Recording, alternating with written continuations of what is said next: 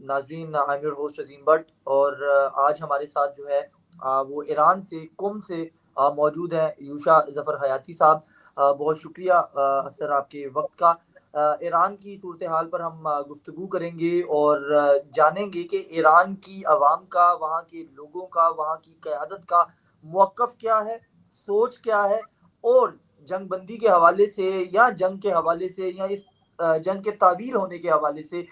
جو رائے بنائی جا رہی ہے، بتائی جا رہی ہے، اور یہ جو سوچا جا رہا ہے کہ ایران جو ہے وہ چونکہ اپنی بقا کی جنگ لڑ رہا ہے تو وہ اس جنگ کو روکنے کے حوالے سے جو ہے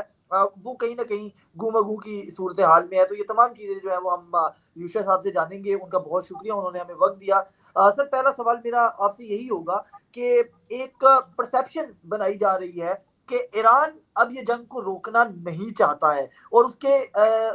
جو عوض ہے وہ دلیل یہ دی جا رہی ہے کہ چونکہ ہم یہ دیکھ رہے ہیں کہ ٹرمپ نے کئی بار یہ کہہ دیا کہ ہم جو ہے وہ مذاکرات کے لیے تیار ہیں، ہم بات چیت کے لیے تیار ہیں، لیکن ایران کی طرف سے بڑا سرد رسپانس آتا ہے کہ ہم بات نہیں کریں گے، ہم جو ہے وہ اپنی شرائط پہ بات کریں گے، اور جب تک اڈے ختم نہیں ہو جاتے تب بات کریں گے، تو یا جو براہ راست مذاکرات ہیں وہ بالکل نہیں کریں گے۔ تو آخر کیا وجہ ہے کہ ایران اس ہارڈ سٹانس کے اوپر چلا گیا ہے کہ وہ بات چیت بھی نہیں کرنا چاہتا، اور اگر وہ بات نہیں کرنا چاہتا ہے تو پھر اس جنگ کا اختتام کیا ہے؟ کیونکہ یقینی طور پہ ایرانی عوام کا، ایرانی حکومت کا جذبہ تو دنیا نے دیکھ لیا کہ وہ جس طریقے سے لڑ رہے ہیں، جس طریقے سے تمام چیزیں، لیکن جنگ کا اختتام بھی تو کسی طریقے سے ہوگا، اور اختتام جو ہے وہ تو میز پہ ہی ہوتا ہے، بات چیت سے ہی ہوتا ہے۔ تو پھر ایران چاہتا کیا ہے اس جنگ کے حوالے سے؟ بسم اللہ الرحمن الرحیم، السلام علیکم ورحمۃ اللہ۔ دیکھیں، مذاکرات اور بات چیت اس سے کی جاتی ہے جو اپنی بات کا پکا ہو، ڈائیلاگ اس کے ساتھ ہوتا ہے جو دھوکہ نہ دے۔ امریکہ کے ساتھ تو مسئلہ یہ ہے کہ امریکہ مسلسل دھوکہ دیتا چلا آ رہا ہے، مسلسل جو ہے وہ مذاکرات کی میز پہ گھسیٹ کے لے کے آتا ہے، اور اس کے بعد پھر جب اسے وقت مل جاتا ہے تو وہ اپنا وقت لینے کے بعد دوبارہ حملے کرتا ہے، دوبارہ سازشیں کرتا ہے، دوبارہ ایران کے اندر مسائل پیدا کرنے کی کوشش کرتا ہے۔ تو یہ ایسے افراد کے ساتھ تو مذاکرات نہیں ہو سکتے نا، کہ جو آپ کو اس حد تک یعنی بے اعتمادی کی فضا پیدا کر دیں، اس حد تک عدم اعتماد کی فضا پیدا ہو جائے کہ جہاں پر آپ مذاکرات کی میز پہ بھی بیٹھے ہوں تو آپ کو نہیں معلوم ہو کہ بھائی جنیوا میں ہم بیٹھے ہیں اور ایران پر حملہ ہو رہا ہے۔ آپ کچھ دنوں کے ڈونلڈ ٹرمپ کے بیانات کو اٹھا کے اگر آپ دیکھیں تو آپ کو خود اندازہ ہو جائے گا کہ ایک طرف وہ یہ کہہ رہا ہے کہ جناب ہم نے تو رجیم چینج کر دیا ایران کا، تو جب تم نے رجیم چینج کر دیا ہے تو پھر اب تم حملے کیوں کر رہے ہو؟ جب تم نے رجیم چینج کر دیا ہے تو پھر تم خطے میں کیوں بیٹھے ہوئے ہو؟ جب تمہارے اہداف حاصل ہو گئے ہیں تمہیں، تو تم پھر یہاں پر کیوں موجود ہو؟ جب تم نے ایران میں نظام پلٹ کے رکھ دیا ہے تو پھر تم دوبارہ اپنی فورسز کو کیوں لے کے آ رہے ہو وہاں سے؟ تو اس کا مطلب یہ ہے کہ یہ صرف ٹائم گین کر رہے ہیں، اور انہیں ٹائم چاہیے کہ امریکہ سے یہ اپنی فورسز کو موو کریں، انہیں مڈل ایسٹ میں لے کے آئیں، پرشین گلف میں لا کے انہیں اتاریں، تاکہ وہ فضائی حملے کے ساتھ ساتھ زمینی حملہ بھی کر سکیں۔ اور ایران اس چیز کو بہت اچھی طرح سمجھ رہا ہے، اسی لیے ایران کی جو وار اسٹریٹجی ہے اس کو بھی اگر آپ دیکھیں تو اس میں تبدیلی آ گئی ہے، اور دن بدن اس میں ایک اسٹرکٹنس آ رہی ہے۔ اور جیسے کل کا جو بیان ہے ایرانی مسلح افواج کا، انہوں نے صاف الفاظ میں خطے میں موجود کمپنیز، وہ کمپنیز جو کسی نہ کسی طرح اس جنگ میں ان کی انوالومنٹ ہے، ان کو انہوں نے وارن کر دیا ہے کہ اب اگر ہمارے یہاں ایک آدمی بھی مرتا ہے تو ہم خطے میں موجود ان کمپنیز کو نشانہ بنائیں گے۔ اور انہوں نے اس کی لسٹ جاری کی ہے جو آپ کے پاس بھی آ گئی ہوگی، جس کے اندر نیویڈیا ہے، گوگل ہے، اور اس طرح کی بہت ساری کمپنیز موجود ہیں جس کے بارے میں انہوں نے اعلان کیا ہے۔ تو جہاں پر اعتماد کی فضا موجود نہ ہو، اگر امریکی صدر کے اوپر اتنا ہی اعتماد ہوتا تو اس کے اپنے جو ساتھی ہیں اور جو دوست ممالک ہیں امریکہ کے، جنہوں نے اس سے پہلے کی تمام جنگوں میں اتحادی فوج کے نام پر اپنی فورسز اتاری ہیں اور تجربات حاصل کیے ہیں، وہ ضرور ایران کی جنگ میں بھی شامل ہوتے، لیکن ہمیں یہاں پر یہ دیکھنے کو ملتا ہے کہ ایک طرف وہ ممالک ہیں جو علل اعلان امریکی صدر کے ان فیصلوں کے خلاف کھڑے ہو گئے، اور دوسری طرف وہ ممالک ہیں جو زبان تو نہیں کھول رہے لیکن انہوں نے اس جنگ میں شامل ہونے سے انکار کر دیا ہے۔ تو یہ ساری چیزیں بتاتی ہیں کہ اس شخص پر اور امریکی رجیم پر کسی بھی طرح کا اعتماد کرنا نقصان سے خالی نہیں ہے، یہ سراسر گھاٹے کا سودا ہے، اور ایران اس وقت کوئی بھی ایسا گھاٹے کا سودا نہیں کر سکتا ایسے عالم میں کہ جب ایران کی سب سے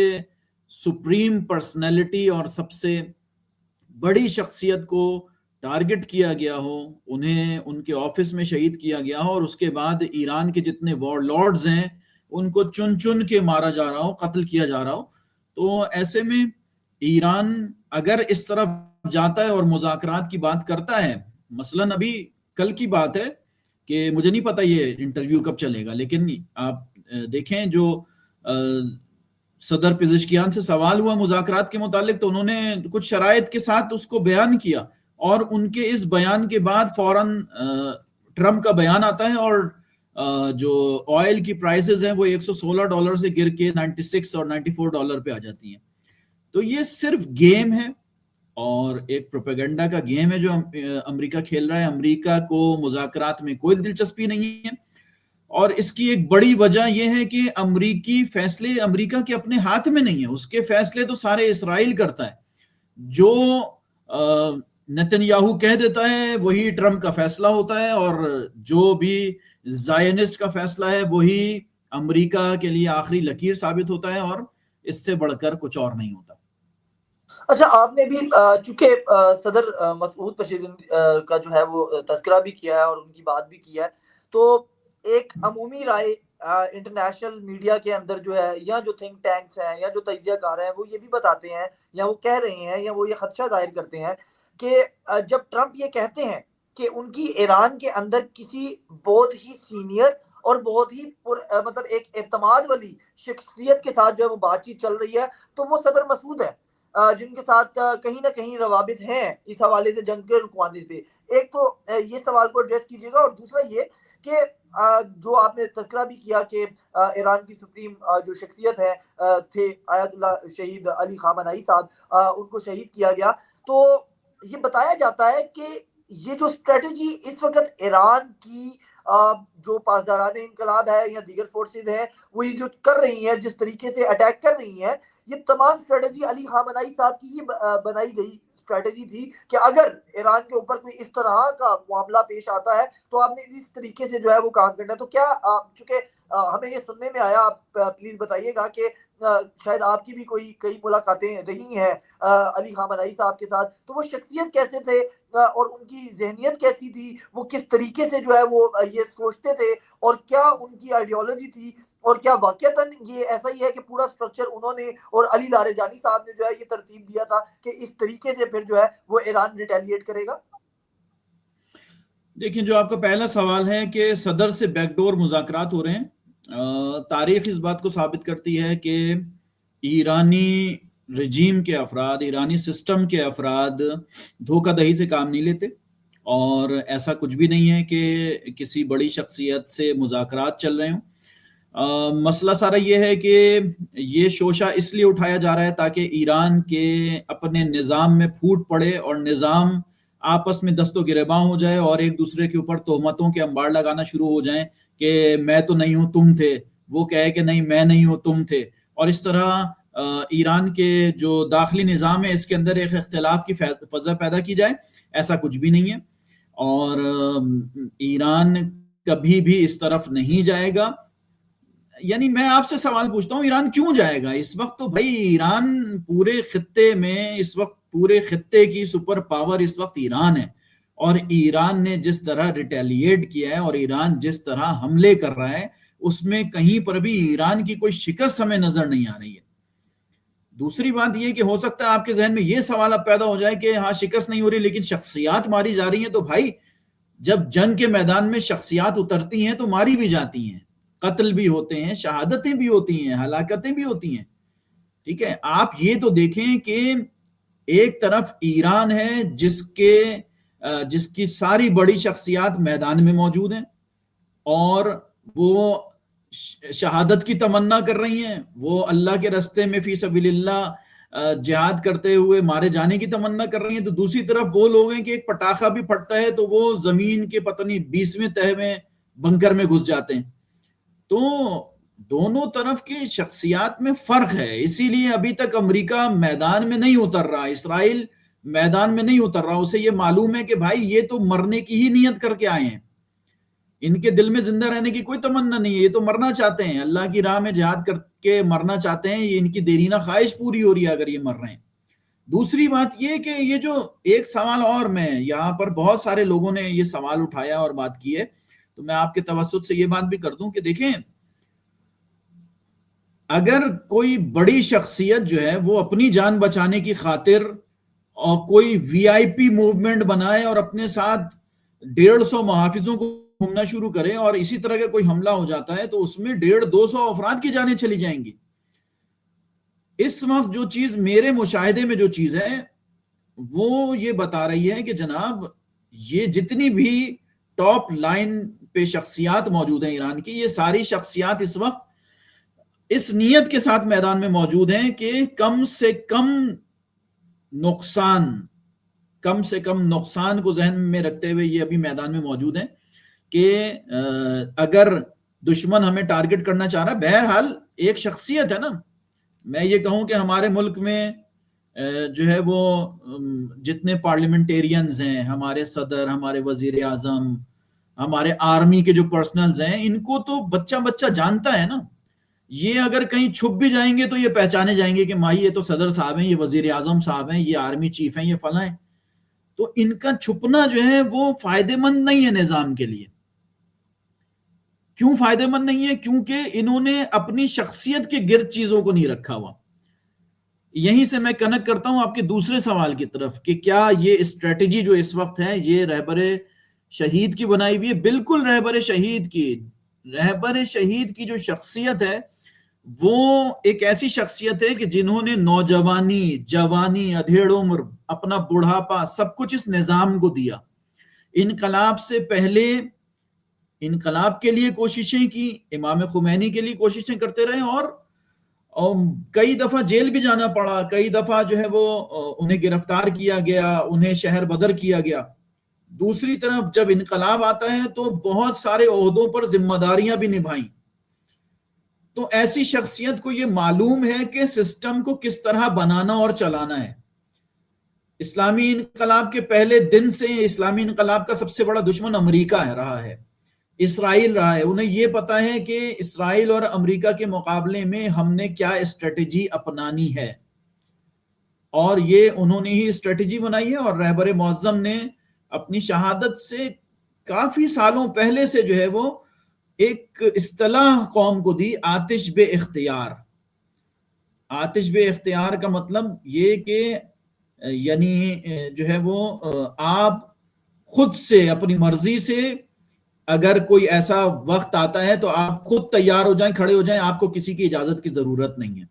مثلا بہت ساری تقاریر میں امر بالمعروف کے لیے کہا کہ جوانوں کو آتش بے اختیار حاصل ہے، ٹھیک ہے نا. دشمن کے مقابلے کے لیے حملہ ہوتا ہے تو اس کے لیے مختلف تقاریر میں اس بات یہ ذہن سازی رہبر شہید کرتے رہے کہ آتش بے اختیار ہیں، آپ کو یہ اجازت ہے کہ اگر اس طرح کا کوئی سینیریو بن جاتا ہے اور آپ اس طرح کی صورتحال میں گرفتار ہوتے ہیں، بسم اللہ، آپ کو کسی سے پوچھنے کی ضرورت نہیں ہے. اسی فارمولے پر اس وقت سپاہ پاسداران انقلاب اسلامی بھی چل رہی ہے، اسی فارمولے پر اس وقت مسلح افواج بھی چل رہی ہے، اسی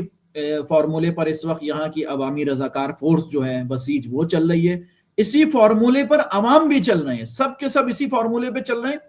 اور الحمدللہ اس ایک جو فارمولہ ہے اس کا اتنا فائدہ ہوا کہ ایران میں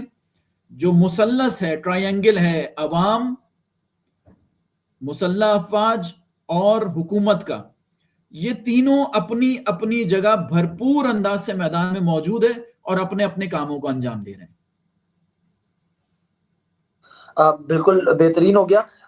دوسرا یہ تھا کہ ہمیں یہ بتایا گیا، بلکہ انٹرنیشنل میڈیا نے بھی کوٹ کیا کہ علی خامنہئی صاحب تو چونکہ ایک شخصیت تھے، وہ ایک مقام رکھتے تھے اور لوگ لازمی بات ہے انہی کی آئیڈیالوجی اور ان کے سارے معاملات کو لے کے چلتے تھے، لیکن جو دماغ، جو مائنڈ سیٹ اور جو ایک بہترین قسم کی اسٹریٹجی بلڈنگ تھی، وہ علی لاریجانی صاحب جو ہیں وہ انہوں نے بہت سرو کیا ہے ایران کے نظام کو۔ اور یہ کہا گیا مختلف آؤٹ لیٹس کی جانب سے انٹرنیشنلی کہ علی لاریجانی صاحب کی جو شہادت ہے وہ بنیادی طور پہ اس حوالے سے بڑا دھچکا ہے کہ اب ایران جو ہے وہ اس کو روکنا ناممکن ہو جائے گا، کیونکہ وہ ایک ایسی شخصیت تھے جن سے گفتگو کے حوالے سے جو ہے وہ ٹیبل پہ بیٹھتے تھے تو ایک بڑا زبردست اپنا ایک رویہ اور ان کا بڑا ایک لیول تھا کہ وہ گفتگو کر کے اپنی بات بھی منوا لیتے تھے اور کہیں نہ کہیں جو ہے وہ اس طریقے کو لے کے چلتے تھے۔ لیکن علی لاریجانی صاحب کی شہادت نے جو ہے وہ بنیادی طور پہ ایران کو اب جو ہے وہ ایک جیسا تیر جو ہے وہ کمان سے نکلتا ہے تو وہ نکل چکا ہوا ہے۔ ایک تو اس کو بھی ایڈریس کر دیجئے گا، دوسرا یہ کہ میں چاہوں گا کہ اگر آپ ممکن سمجھیں اور اگر مناسب سمجھیں تو اگر کوئی ملاقات کے حوالے سے بھی آپ کا کوئی ان شخصیات کے ساتھ کوئی تعلق رہا ہو تو وہ بھی بتا دیجیے گا۔ اور دوسرا، اب میں آخری دو سوالات کی طرف جاؤں گا۔ ایک تو یہ کہ بہت زیادہ جو اعتراض اٹھایا جا رہا ہے وہ یہ ہے کہ ایران پر حملہ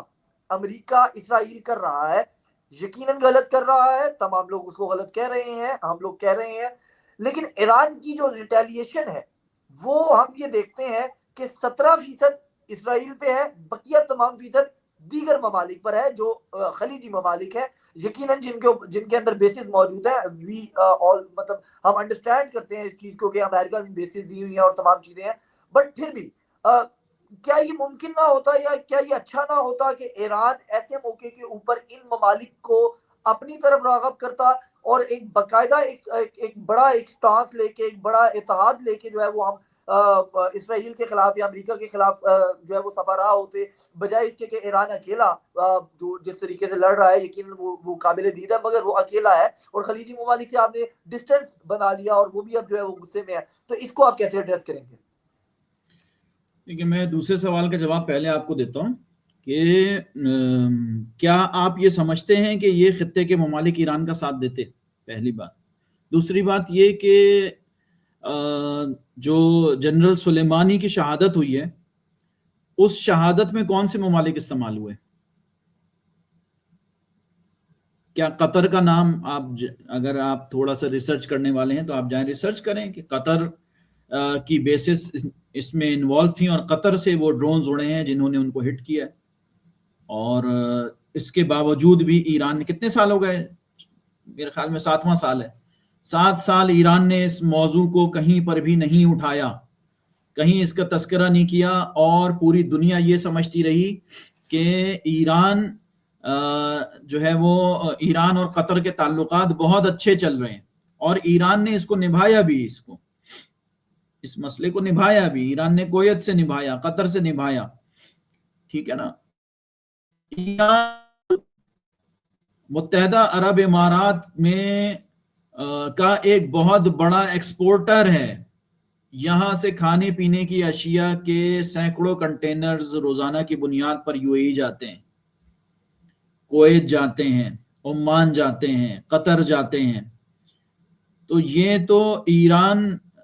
یہ تو ظاہر ہے پھر ایک عام فہم آدمی کو تو یہی لگے گا کہ ایران نے تو اپنے پیر پہ بھی کلہاڑی مار لی، جب ایک ملک میں اقتصادی حالات اتنے خراب ہیں تو اس نے تو اپنے پیر پہ بھی کلہاڑی مار لی، اگر یہ نہیں کرتا تو کم از کم ایکسپورٹ تو چلتی رہتی۔ مسئلہ سارا یہ ہے کہ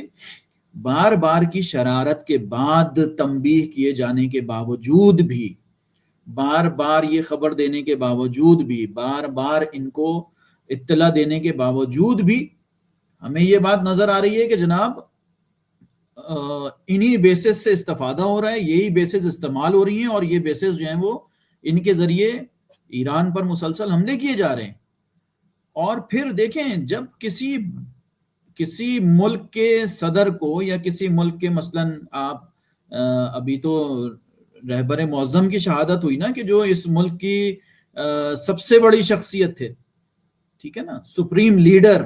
ایک ملک کا، اور ایک ایسا سپریم لیڈر جو صرف سیاسی پولیٹیکل سپریم لیڈر نہیں ہے بلکہ ریلیجیس سپریم لیڈر ہے، اور ریلیجیس سپریم لیڈر بھی پوری دنیا میں بسنے والے شیعوں کا، اس کو آپ جب ٹارگٹ کریں گے تو کیا اس پہ آپ کو جواب بھی نہ دیا جائے صرف اس لیے کہ آپ جو ہے وہ پڑوسی ملک ہیں؟ یہ ناممکن سی بات ہے. اچھا، اس مسئلے کو تھوڑا سا اگر آپ اور کھولیں تو مسئلہ سارا یہ ہے کہ ایران نے اپنے اوپر ہونے والے حملوں کے بعد بارہا اس بات کا اعلان کیا کہ جناب یہ جو آپ کی بیسز ہیں اگر یہ ہمارے خلاف استعمال ہوں گی تو ہم ان بیسز پہ حملہ کریں گے. تو پاکستانی میڈیا اس بات کو اس طرح کیوں نہیں کنسیڈر کر رہا کہ جناب حملہ بیسس پہ ہو رہا ہے، ان ممالک پہ نہیں ہو رہا؟ ہمیں تو پاکستانی میڈیا سے یہ توقع ہے کہ پاکستانی میڈیا لیکن یہ بات اس کے اندر میں ایک ضمناً ایک سوال ایڈ کر دیتا ہوں. یقیناً ایران کا موقف یہی ہے اور پاکستانی میڈیا سمیت تمام لوگ یہی بتا رہے ہیں جو ایران کا موقف ہے کہ وہ بیسس پہ اٹیک کر رہے ہیں. مگر انفارچونیٹلی ہوتا یہ ہے کہ بعض ایسی ویڈیوز اور بعض ایسے حملے رپورٹ ہوتے ہیں جو کہ بیسس کے علاوہ بلڈنگز اور باقی دیگر جگہوں کے اوپر ہوتے ہیں، جس کے اوپر سے یہ خدشات ہیں. لیکن اس کے ساتھ میں ضمناً جو سوال کرنا چاہ رہا ہوں، کیا یہ ممکن ہے جس طریقے سے ہم نے یہ دیکھا تھا کہ سعودی عربیہ کے اندر بھی آئل ریفائنری پر حملہ ہوا تو ایران نے کہا تھا کہ یہ ہم نے نہیں کیا. ابھی ریسنٹلی ٹرکی کے اندر حملہ ہوا تو بھی ایران نے بلکہ جوائنٹ انویسٹیگیشن کی بھی آفر کیا کہ یہ ہم نے نہیں کیا. تو کیا یہ ممکن ہے کہ یہ موساد اور مختلف جو اسرائیل ہے یہ خود حملہ کر کے ایران کا نام لگا رہے ہیں یا کسی طریقے سے یہ فالس فلیگ کیا جا رہا ہے؟ اور اس حوالے سے ہمیں یہ بھی سننے میں ملا تھا کہ ایران نے شاید کچھ موساد اور رو کے بھی ہمیں کچھ سننے ملا، آپ کنفرم کیجیے گا کہ رو اور موساد کے مشترکہ لوگ جو ہیں وہ ایران میں پکڑے گئے ہیں اس طریقے کی انفارمیشن دیتے ہوئے بھی. تو کیا یہ فالس فلیگ بھی ہو رہا ہے؟ جی بالکل ہو رہا ہے. ایران نے اس کو بالکل اس بات کا اعلان کیا ہے کہ اس آرامکو پہ حملہ ہم نے نہیں کیا. ٹرکی والے مسئلے پر بھی یہ بات کی گئی ہے کہ ہم نے نہیں حملہ کیا. اور دیکھیں اگر پورے سینیریو کو آپ سمجھ رہے ہوں تو یہ تو دشمن چاہ ہی رہا ہے کہ خطے کے جتنے ممالک ہیں وہ اس کے اندر انوالو ہو جائیں. میں یہ سمجھتا ہوں کہ خطے کے بعض ممالک کی خواہش بھی یہ ہے کہ یہ جو ہمارے اوپر آ کر مسلط ہو گئے ہیں یہ کسی نہ کسی طرح ان سے پیچھا چھڑایا جائے اور جو ہے وہ یہ مسئلہ ایسے حل ہو جائے کہ سانپ بھی مر جائے اور لاٹھی بھی نہ ٹوٹے. تو یہ کچھ ان کی خواہش بھی نظر آتی ہے کہ ایران جو حملہ کر رہا ہے ایران حملہ کرتا رہے اور یہ بیسس تباہ ہوں تو پھر ہم ان سے کہیں کہ بھائی اب ہمیں آپ کی بیسس کی ضرورت نہیں ہے، کیونکہ ملینز آف ڈالرز ان کی جیب سے خرچ ہو رہا ہے اور جو ہے وہ پورے تیل کے اوپر وہ آ کے قابض ہو گئے ہیں. امریکی صدر ایک دورہ کرتا ہے آ کے خطے کے ممالک کا، یہاں سے بلینز آف ڈالرز بٹور کے لے جاتا ہے اور یہ بیچارے منہ دیکھتے رہ جاتے ہیں. تو یہ ان کی بھی جو ہے وہ دل کی خواہش نظر آتی ہے کہیں نہ کہیں کہ خطے سے ان کا صفایا ہو تاکہ پھر ہم یہاں پہ سکون سے رہ سکیں. لیکن اسرائیل کبھی بھی یہ نہیں چاہے گا، چونکہ اسرائیل گریٹر اسرائیل کا پلان بنا کے بیٹھا ہوا ہے اور اس کی یہ خواہش ہے کہ جلد از جلد جتنا جلدی ممکن ہو سکے وہ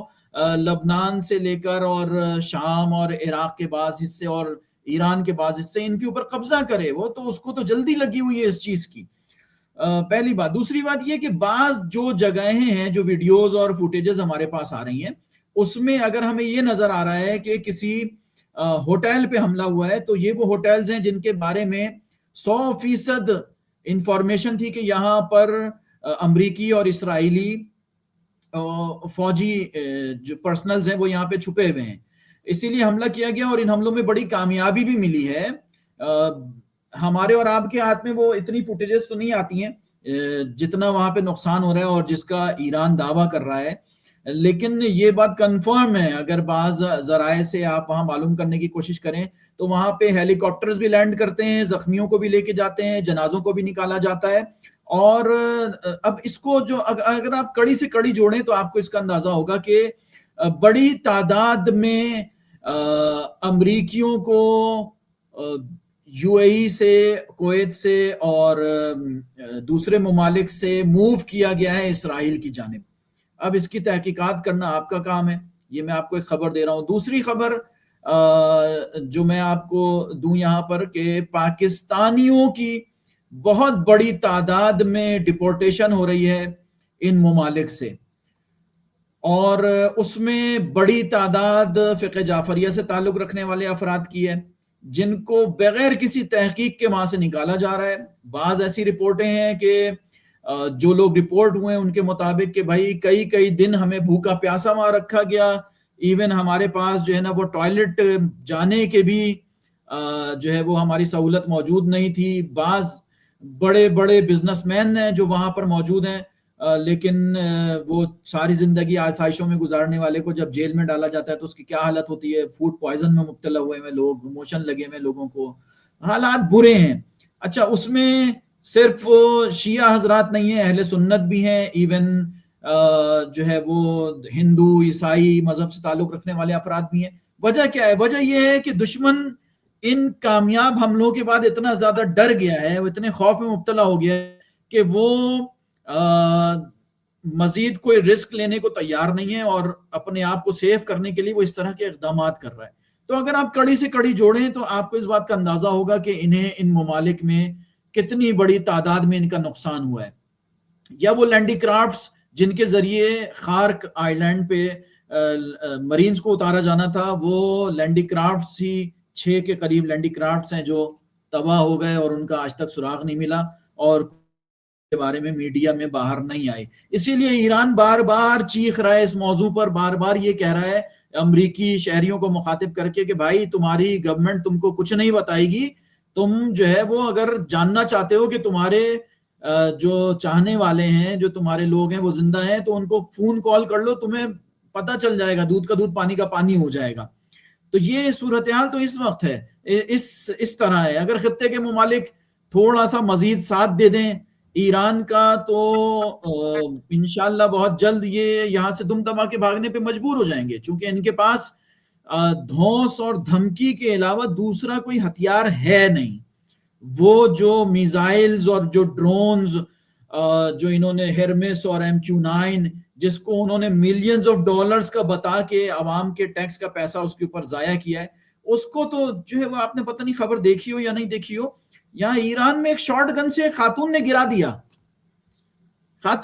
دیا وہ. تو یہ تو یعنی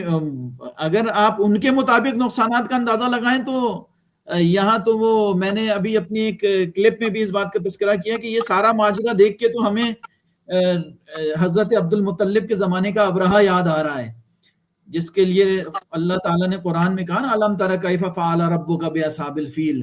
کیا تم نے نہیں دیکھا ہم نے ہاتھی والوں کے ساتھ کیا سلوک کیا, کیا تم نے نہیں دیکھا کہ ہم نے انہیں بھرکس بنا دیا. ٹھیک ہے, تو ابھی تو ہمیں یہی نظر آ رہا ہے کہ جو وہ ایوکس طیارہ جس کی قیمت بلینز آف ڈالرز میں, اس کے اوپر ایک $20,000 کا شاہد جا کے گرتا ہے اور وہ طیارہ ناکارہ ہو جاتا ہے. تو ابھی تو ہمیں خدا کی خدائی نظر آ رہی ہے اس میں, اور ایرانیوں کو بھی اس پوری جنگ میں خدا کی خدائی نظر آ رہی ہے, اور وہ اسی امید پر اور اسی جذبے کے ساتھ میدان میں موجود ہیں کہ اس وقت ایک طرف ہے اور باطل ایک طرف ہے.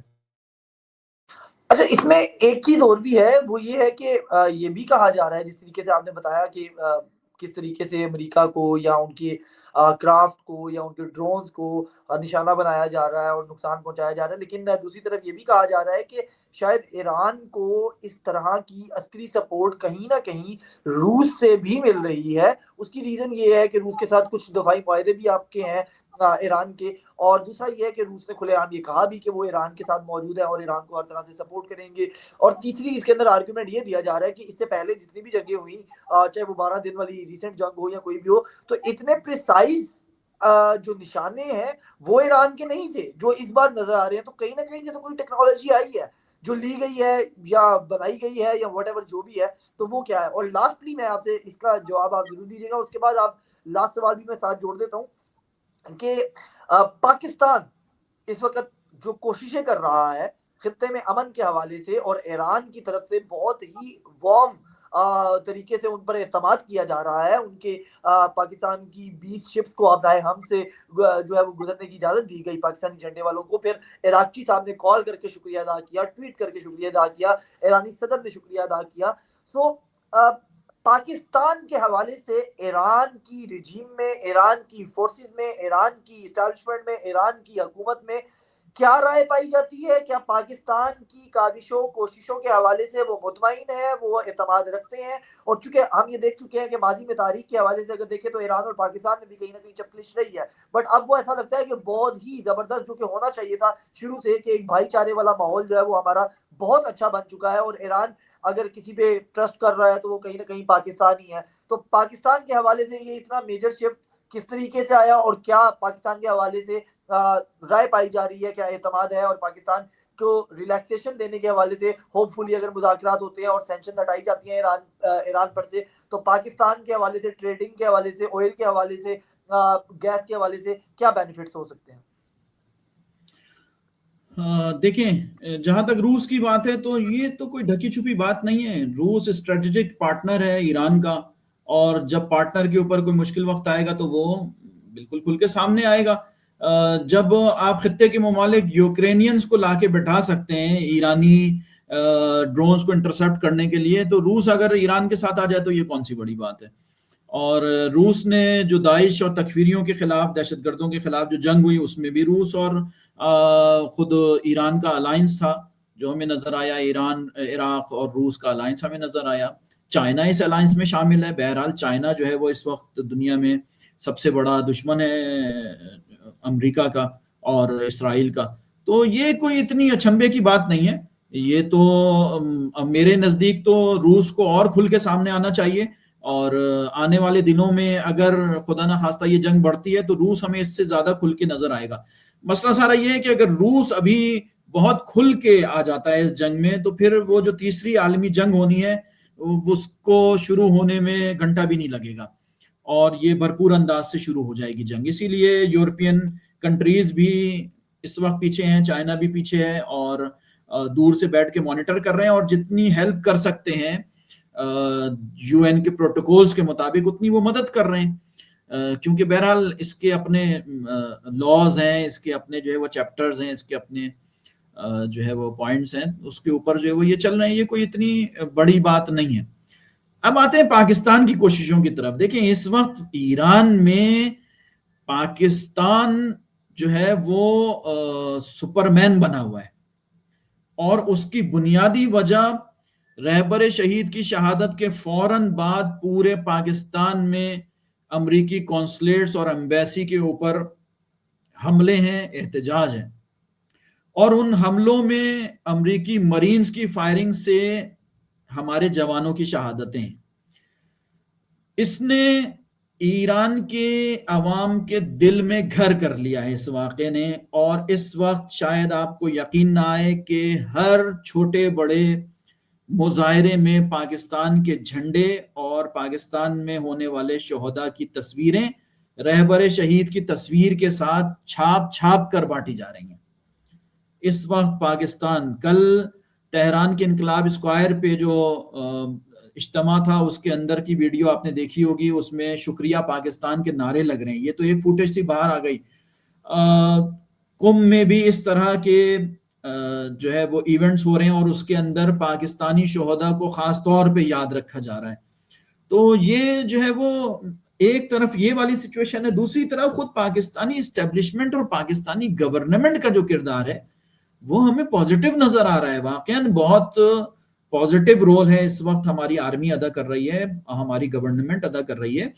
اور وہ ہو سکتا ہے کہ تعریفیں اس لیے بھی زیادہ ہو رہی ہیں کہ پاکستان سے یہ توقع نہ رہی ہو شاید ماضی میں، یا جس طرح آپ نے کہا کہ ایک تنازعہ رہا اور ایک کھچاؤ رہا. تو میں آپ کو تذکرہ کروں مرحوم ایاز حیدر صاحب سے. ایک دفعہ میں نے کراچی میں ملاقات کی، تو ایاز حیدر صاحب نے جو ہے نا وہ انٹرویو دیا ایران کے متعلق، اور انہوں نے جو ہے وہ یہ کہا ہم سے کہ جو ہے وہ اگر ایران کے ساتھ ہماری تجارتی ڈیل جو ہے وہ آفیشل نہیں ہوتی تو ہم ان آفیشلی بھی کرنے کو تیار ہیں، کیونکہ ایران ہمیشہ سے ہمارے ساتھ رہا. پھر انہوں نے مجھے وہ قصے سنائے، کہا بیٹا تم تو چھوٹے تھے اس وقت، ہم نے اپنی آنکھوں سے دیکھا کہ ایران کے فیروزی کلر کے ٹرک یہاں پر آتے تھے جس میں ڈامر بھرا ہوا ہوتا تھا اور پورے کراچی کی سڑکیں بنتی تھی. ایران نے تو ہمارا اس طرح ساتھ دیا ہے. یا جب آپ ایرانیوں سے بات کریں تو جب ایران میں 8 سالہ جنگ ہوئی ہے اس میں پاکستانی فوج کا جو مثبت کردار تھا. تو بہرحال پاکستان اور ایران دو ایسے بھائی ہیں کہ جس میں جو ہے وہ بعض اوقات سسرالیوں کی وجہ سے کوئی لڑائی ہو جاتی ہے. تو ہم اسی سچویشن کو یہاں پہ دیکھ رہے ہیں، لیکن وہ جو بھائیوں کے دل میں ایک دوسرے کی محبت ہوتی ہے وہ اپنی جگہ موجود ہے. ایک تو یہ چیز. دوسری بات یہ کہ پاکستان جس طرح اپنے تمام تر مفادات کو بالائے طاق رکھ کے، دیکھیں ہو سکتا ہے کہ ایران سے پاکستان کے اتنے مفادات نہیں ہوں. ہم پریکٹیکلی بھی اگر دیکھیں تو اتنا زیادہ نہ گیس پائپ لائن مکمل ہوئی، نہ تجارتی معاہدے ہونے کے باوجود بھی تجارت بڑھی، نہ انہوں نے جو ہے نا وہ پیٹرول والے مسئلے کو حل کیا. حالانکہ پاکستان اگر یہ 2-3 کام کر لے تو پاکستان کی اکنامی بہت اسٹیبل ہو سکتی ہے، لیکن کیوں نہیں کیا؟ وہی جو سسرالی رشتہ دار ہوتے ہیں ہمارے، امریکہ اور جو ہے وہ دوسرے ممالک کا میں نام نہیں لوں گا، خیر، لیکن امریکہ کی وجہ سے خاص طور پر یہ کام کیا گیا، اور ہمیشہ اس چیز کا پریشر ڈیولپ رہا، اور ایک گیس پائپ لائن جو بارڈرز تک پہنچ گئی ہے اس کو کمپلیٹ نہیں کیا گیا. ایران نے جرمانے کی بھی بات کی اور اس کے بعد پھر اس جرمانے کی مدت بھی بڑھا دی. ٹھیک ہے نا؟ کیوں کیا؟ کیونکہ ایران پاکستان کو اپنا برادر ملک تسلیم کرتا ہے، اور اسے اس مجبوری کا اندازہ ہے کہ پاکستان کی اسٹیبلشمنٹ پر عالمی پریشر کس طرح ہے، کس طرح کا پریشر ہے. تو لیکن ان سب کے باوجود اپنے تمام تر مفادات کو بالائے طاق رکھ کے پاکستان کا اس طرح میدان میں اترنا، اس کی 2 وجوہات ہیں. ایک تو ایران کو اپنا برادر ملک سمجھتا ہے، اور دوسری چیز یہ کہ پاکستانی اسٹیبلشمنٹ بھی اسرائیل پر اور امریکہ کے وعدوں پر اعتماد نہیں کرتی. انہیں یہ معلوم ہے کہ آج ایران کے نظام کو کوئی نقصان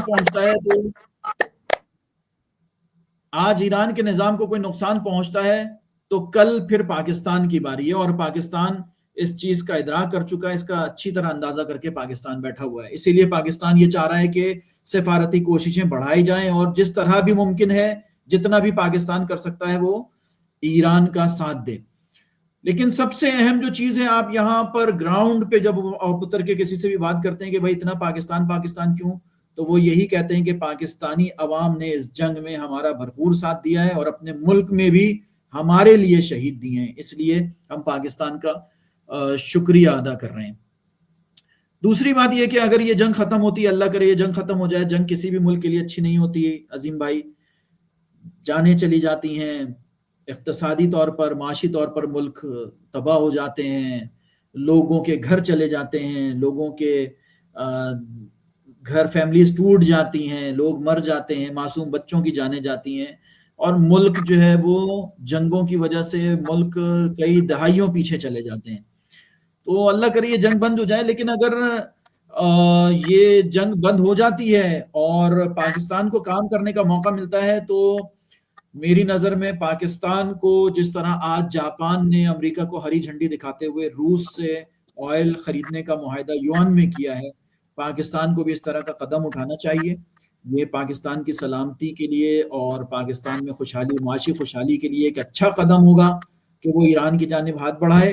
اور پاکستان معاملے کو بیلنس کر کے چل سکتا ہے. پاکستان ایک ایسا ملک ہے جو سعودی عرب کو بھی ساتھ لے کے چل سکتا ہے اور ایران کو بھی ساتھ لے کے چل سکتا ہے، اور پاکستانی اسٹیبلشمنٹ کی یہ کوالٹی ہے کہ دونوں ممالک کو بار بار بٹھانے کا صحرا بھی پاکستان کے سر ہے. تو میں یہ سمجھتا ہوں کہ اگر تھوڑا سا اس مسئلے کے اوپر ہمارا نظام ہے، ہماری اسٹیبلشمنٹ غور کرے تو یہ پاکستان کے حق میں بہتر ہوگا. چونکہ خطے کے ممالک نے اس چیز کو دیکھ لیا ہے کہ امریکہ بہادر نے بار بار آ کے صرف جیبیں ہی خالی کی ہیں، اور جو پیٹریوٹ اور تھارڈ میزائل سسٹمز لگائے تھے وہ ایرانی $10,000 اور $15,000 کے میزائلوں نے تباہ اور برباد کر دیے. تو ان کھوکھلی طاقتوں کے اوپر اعتماد کرنا، اب مزید اعتماد کرنا پاکستان اور خطے کے ممالک کے لیے شاید بہتر نہ ہو.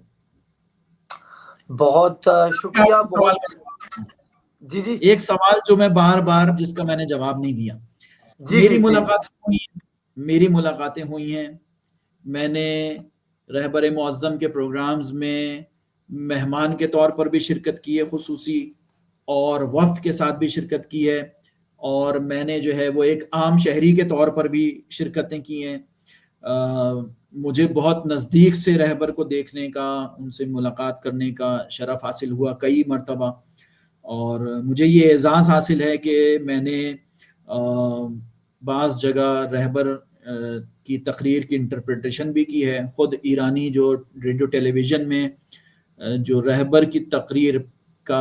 کے ترجمے کی بنیاد، ان کے لائیو ترجمے کی بنیاد انٹرپریٹیشن کی میں نے ڈالی. میں ایک انٹرپریٹر ہوں، بیسیکلی جو میرا کام ہے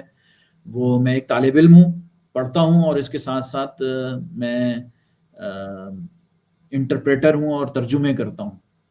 تو مجھے یہ شرف حاصل ہے کہ ایران کی تقریباً تمام بڑی شخصیات کے ساتھ میں نے انٹرپریٹیشن کی ہے، اس میں بڑی یہاں کے علماء کرام مراجع الزام ہوں یا سیاسی شخصیات ہوں. ڈاکٹر علی لاریجانی بھی اس میں سے ایک شخصیت ہیں. مرحوم ہاشمی رفسنجانی کی تقریروں کا بھی میں نے ترجمہ کیا. تو رہبر معظم کی تقریر کا بھی میں نے اس طرح ترجمہ کیا. رہبر معظم کی شخصیت کی ایک چیز جو ان کی شخصیت کو بہت ممتاز بناتی ہے کہ ملک کے سپریم لیڈر ہونے کے باوجود رہبر معظم کی زندگی، ان کا رہن سہن، ان کا کھانا پینا بہت سادہ تھا، دکھاوے کا اور بناوٹی نہیں. جس کمپلیکس کو، جس پورے کمپارٹمنٹ کو پہ بمبارٹمنٹ ہوئی ہے بیت رہبری، اگر بیت رہبری کو آپ دیکھتے تو اس بات کا آپ کو اندازہ ہو جاتا کہ وہ گھر جو 40 سال پہلے، شاید 45 سال پہلے رہبر معظم نے خریدا تھا، اور وہ گھر آج بھی اسی حالت میں موجود تھا، اس میں کوئی تبدیلی نہیں تھی. اور ہمارے جو مراجع الزام ہیں، جو مرجع تقلید جن کی ہم تقلید کرتے ہیں، وہ ایک طرح سے اپنے اوپر آسائشوں کو حرام کر لیتے ہیں. ابھی آیت اللہ سیستانی زندہ ہیں، خدا اگر آپ جائیں عراق، کوئی وزٹ کرنے کا موقع ملے تو آپ ان کے گھر جائیں، اس گلی کو دیکھیں جس گلی میں ان کا گھر ہے، اور ان کے گھر میں جا کے دیکھیں کہ کس طرح کی ان کی زندگی ہے، سادہ زندگی ہے. آپ کو ایک آدھ کمرے سے اندازہ ہو جائے گا. یہی زندگی رہبر معظم کی ہے. رہبر نے اپنی زندگی مشہد میں گزاری، اور جب زمانہ تھا مشہد میں تو میں یہاں پر ایک ڈیلیگیشن تھا، انٹرنیشنل ڈیلیگیشن شاعروں کا اور ادیبوں کا. میں خود بھی شاعر ہوں اور لکھتا ہوں، مصنف ہوں. تو میں اس ڈیلیگیشن کے ساتھ تھا. ہم نے اس گھر کا وزٹ کیا، اور اس کے بعد جو اس گھر کے متولی ہیں، میں نے ان سے کہا کہ انٹرنیشنل مہمان آپ کے پاس ہیں، ڈیلیگیشن آیا ہے، تو آپ کچھ تحفہ دیں ان کو. اور رہبر معظم کے گھر سے انہوں نے امام رضا علیہ السلام کے حرم میں جو نمک ملتا ہے، اس نمک کی تھیلیاں ہمیں گفٹ کی. تو میں نے اپنے ساتھ مہمانوں کو یہ کہا کہ میں نے یہ جان بوجھ کے آپ کے لیے مانگا تھا گفٹ، تاکہ جو ہے نا وہ میں آپ کو یہ دکھا سکوں کہ سید اپنی ذات کے اوپر بیت المال خرچ نہیں کرتے. اور اسی محفل میں مجھے ایک مصنوعی گلاب کا پھول انہوں نے دیا تھا، چونکہ میں اس گروپ کو لیڈ کر رہا تھا. تو انہوں نے مجھے کہا کہ نہیں، آپ کو کچھ ہٹ کے تو ایک مصنوعی گلاب کا پھول مجھے انہوں نے دیا، میں نے آج تک رکھا ہوا ہے. رہبر معظم کی بعض چیزیں میرے پاس موجود ہیں الحمدللہ، جو مجھے وقتاً فوقتاً مختلف مواقع پہ ملتی رہی. تبرک ہے ہمارے لیے، یادگار ہے، ساری زندگی ہمارے ساتھ رہے گی، اور ہم انہیں دیکھ دیکھ کے ان کو یاد کرتے رہیں گے. پہلی بات. دوسری بات یہ کہ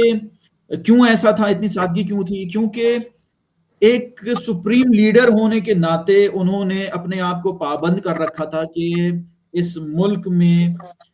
سب سے سادہ زندگی گزارنے والے عام شہری کی طرح میں اپنی زندگی گزاروں گا. اسی لیے ہمیں بعض اوقات بعض ایسی تصویریں بھی سامنے آئیں کہ خود ان کی زوجہ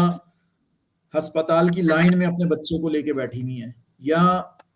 ابھی کچھ عرصے پرانی ہی بات ہے کہ رہبر شہید کے جو مختلف 4 صاحبزادے ہیں، وہ مختلف ریلیوں میں، مختلف اجتماعات میں ایسے ہی اکیلے ٹہلتے ہوئے اپنے بچوں کا ہاتھ پکڑ کے شرکت کر رہے ہیں.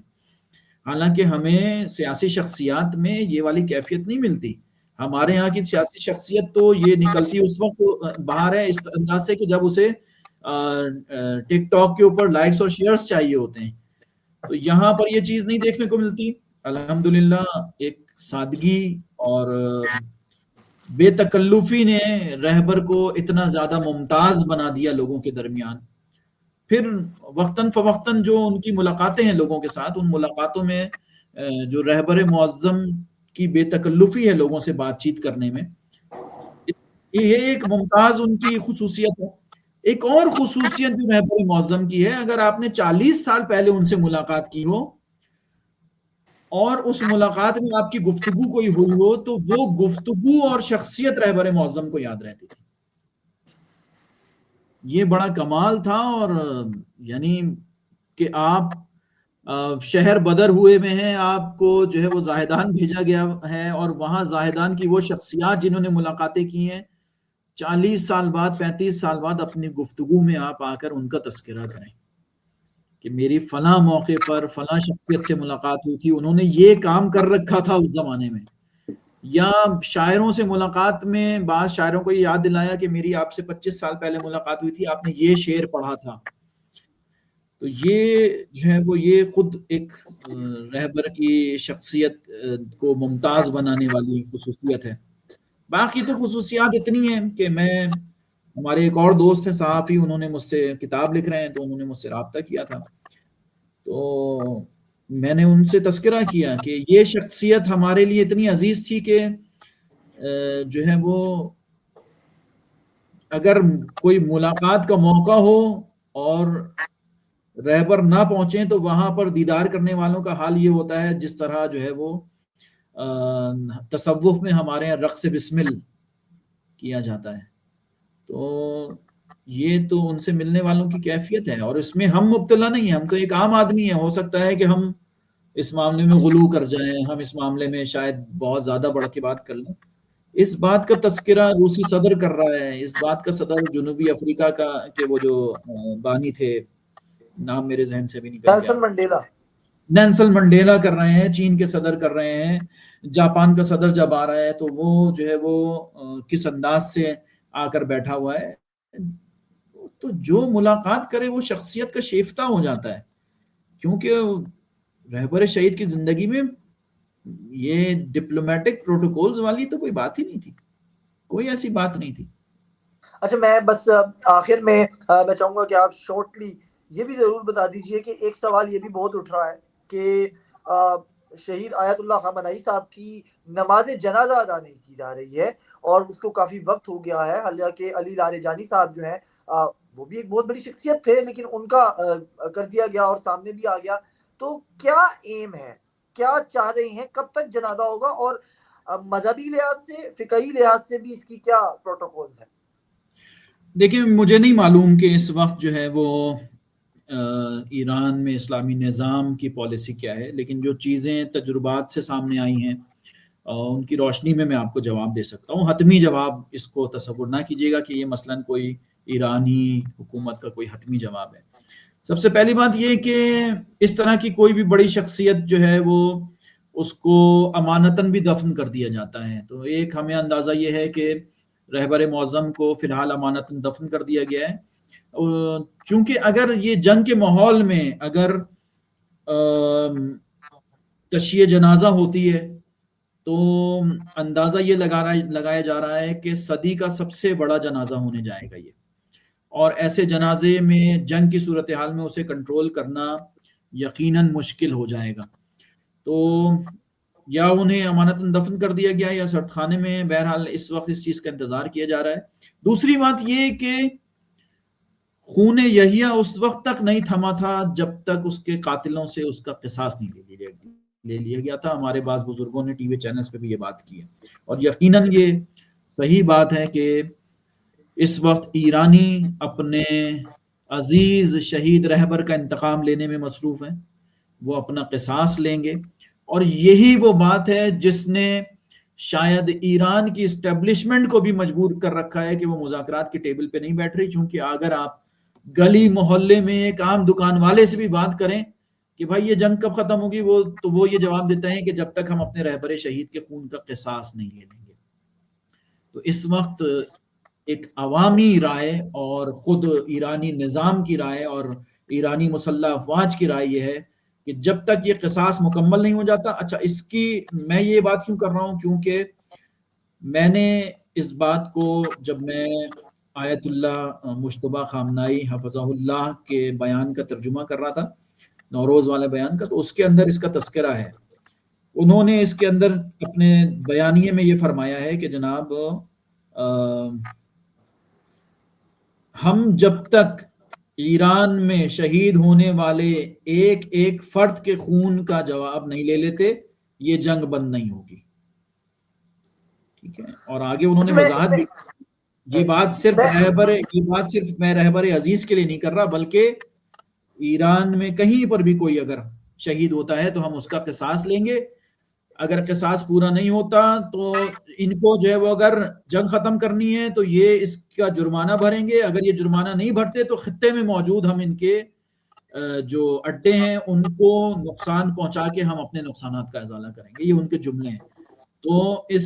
ایسے موقع پہ اتنا سخت بیان عوام کی جو رائے عامہ اور جو نظام کا جو ارادہ ہے اس کی وجہ سے ابھی یہ تشییع جنازہ مشکل نظر آتی ہے کہ یہ ہو۔ اچھا، بس میں آخر میں بس یہ جاننا چاہوں گا 10 سیکنڈ میں اگر آپ جواب دے دیں کہ یہ امانتاً دفنانے کا مقصد یا مطلب کیا ہوتا ہے کہ بوقت مطلب جب یہ جنگ تھم جائے گی تو پھر کیا مطلب ان کے جو جسد حاقی ہے ان کو نکال کے دوبارہ جنازہ پڑھایا جائے گا، یہ امانتاً کا جی جی مطلب یہ ہوتا جی، اس کو جو ہے وہ اگر اس طرح ہوا ہے تو یہ میں ہے؟ بار بار جی تاکید کر رہا ہوں، کہیں اس جی پہ جی، میری اگر بالکل وہ آپ کی رائے تھی یقیناً۔ ایسا ہے تو اس میں ہمارا فقہ یہ اجازت دیتا ہے کہ آپ امانتاً دفن کریں اور اس کے بعد مرحوم کی وصیت کے مطابق جنازے کو اس جگہ منتقل کیا جاتا ہے جہاں پر دفنائے جانے کی وصیت ہوتی ہے۔ تو رہبر شہید کی وصیت کے متعلق الظاہر یہ بات جو ہے وہ سامنے آئی ہے کہ مشہد میں دفنانے کی وصیت ہے، ایک وصیت جمکران کے متعلق بھی گفتگو چل رہی تھی، لیکن جہاں بھی ہو فی الحال جو ہے وہ یہ امانت ہے۔ جس طرح راجہ صاحب محمود آباد کو دفنایا گیا ہے، وہ خود میرے خیال میں پاکستان میں دفن نہیں ہے بلکہ وہ عراق میں شاید کربلا یا نجف میں دفن ہے۔ تو یا بہت سارے اور افراد ہیں جن کو امانتاً دفنایا گیا اور اس کے بعد پھر جہاں کی وصیت تھی وہاں لے جایا گیا۔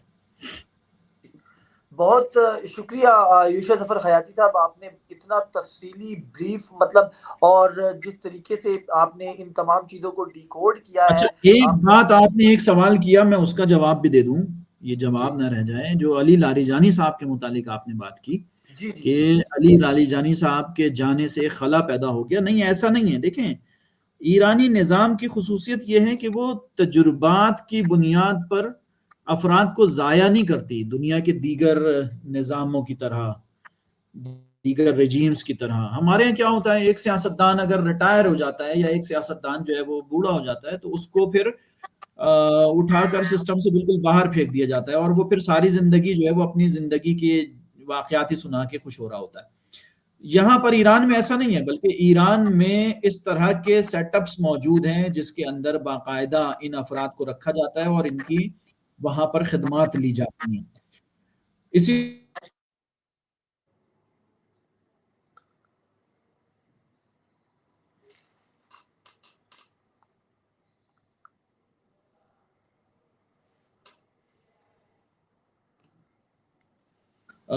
ان کے جو تجربات تھے، میری آواز آ رہی ہے یا کٹ گئی؟ جی جی جی جی بالکل، وہ تھوڑا سا رکی تھی لیکن آ گئی دوبارہ۔ اچھا، تو یہ جو ہے وہ ان کے پاس ایک وسیع تجربہ تھا گراؤنڈ کا۔ اور دیکھیں، آیت اللہ رئیسی کو بھی جو صدر بننے کے لیے فورس کیا گیا عوام کی جانب سے اور اصرار کیا گیا، اصرار کے وجود میں ان کے خود اپنے جو انہوں نے کہا کہ میں نے جا کے رہبر معظم سے یہ مشورہ کیا کہ میں اس وقت امام رضا علیہ السلام کے حرم کا متولی ہوں، میرے لیے اس سے بڑی سعادت کچھ نہیں ہے۔ لیکن رہبر معظم نے پھر وہاں پہ باتیں کی اور انہیں یہ قائل کیا کہ نہیں، آپ صدارت کے انتخابات میں کھڑے ہوں۔ تو یہ سلسلہ بھی اسی لیے ہے کہ وہ شخصیت چونکہ اپنی نوجوانی سے مختلف اہم عہدوں پہ فائز رہی، اس کے تجربے کو نظام نے ضائع نہیں کیا۔ یا آغا علی شمخانی تھے یا ہاشمی رفسنجانی صاحب تھے، ان سب کے تجربات اور رہبر معظم کا حسن یہ تھا کہ کسی بھی فکر سے تعلق رکھنے والے افراد کیوں نہ ہو، رہبر معظم کسی نہ کسی طرح اپنے پاس انہیں ساتھ رکھتے تھے۔ انہی میں سے ایک شخصیت علی لاریجانی کی ہے۔ میں یہ کہنے میں مجھے کوئی عار نہیں ہے کہ ڈاکٹر علی لاریجانی پر بہت زیادہ تہمتیں بھی لگیں، ڈاکٹر علی لاریجانی کے اوپر بہت زیادہ انگلیاں بھی اٹھیں، لیکن اس زمانے میں رہبر معظم نے انہیں سنبھالا، اپنے ساتھ رکھا اور پھر انہیں سپریم نیشنل سیکیورٹی کونسل کا صدر بنا دیا، انچارج بنا دیا۔ تو میں جب رہبر معظم کی شہادت کے بعد ڈاکٹر علی لاریجانی کا جو انداز اور طرز عمل سامنے آیا، اس میں بعض صحافی حضرات نے مجھ سے رابطہ کیا یا یہاں پہ جو دوست احباب ہمارے انہوں نے رابطہ کیا، میں نے انہیں یہی بات کی کہ یہ دیکھو، یہ رہبر معظم کی پلاننگ کا حسن تھا۔ انہیں یہ معلوم تھا کہ علی لاریجانی کہاں پر صحیح اس کی جگہ ہے اور اسے کہاں استعمال کیا جانا ہے، اور رہبر معظم نے بالکل ٹھیک جگہ استعمال کیا۔ ڈاکٹر علی لاریجانی کی اہمیت اس وقت بڑھی کہ جب شام میں انہوں نے انٹرویو دیا ہے، اور انٹرویو میں جب بولڈ سٹینس اپنایا ہے تو پوری دنیا کے میڈیا پر علی لاریجانی چھا گئے۔ تو نظام اپنے لوگوں کو ضائع نہیں کرتا، ہر شخصیت کو اس کی شخصیت کے، اس کے تجربات کے اور اس کی صلاحیتوں کے اعتبار سے کہیں نہ کہیں استعمال ضرور کرتا ہے، اس سے اس کی صلاحیتوں سے فائدہ ضرور اٹھاتا ہے۔ Thank you very much Yusha Zafar Hayati صاحب، آپ نے ہر جواب کا جو ہے سوال کا جواب جو ہے وہ دیا، اور بڑا بہترین دیا، اور بہت ہی اہم باتیں بھی اس میں ہوئی ہیں، اور میں تو آپ کے لیے بھی دعا گو ہوں۔ آپ ایران میں موجود ہیں، قم میں موجود ہیں، اللہ تعالیٰ آپ کو بھی محفوظ رکھے، باقی تمام ایرانی بہن بھائیوں کو بھی محفوظ رکھے، قیادت کو بھی محفوظ رکھے، اور جنگ کا خاتمہ جو ہے وہ بڑے اچھے انداز میں ایران کی واضح برتری کے ساتھ ہو، ہماری دعا ہے پاکستانیوں کی۔ اور میں چاہوں گا کہ ہم آپ کے ساتھ اسی طریقے سے انگیج کرتے رہیں، انشاءاللہ رابطہ بھی رہے گا۔ تو ابھی بالکل کے لیے میں اجازت چاہوں گا۔ بہت شکریہ آپ کا، آپ کے وقت دینے کا، جزاک اللہ خیر۔ شکریہ، آپ کا بھی شکریہ، آپ کے ادارے کا شکریہ، آپ نے